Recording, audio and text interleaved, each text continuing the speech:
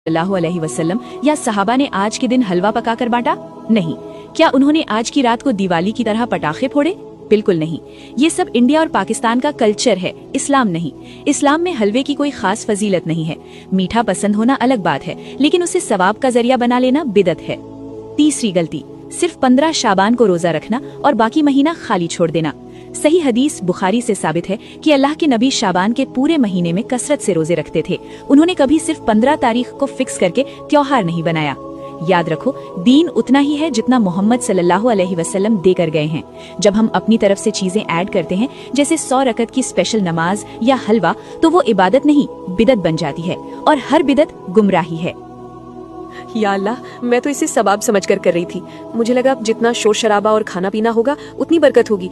मैं कल्चर को दीन समझ बैठी थी। अल्लाह हमारी नीयत जानता है ज़ारा, लेकिन मोहब्बत का तकाजा ये है कि हम वैसे इबादत करें जैसे नबी सल्लल्लाहु अलैहि वसल्लम ने सिखाया, वैसे नहीं जैसे लोगों ने बनाया। आज की रात शोर शराबा नहीं, बल्कि खामोशी से अपने गुनाहों की माफी मांगो।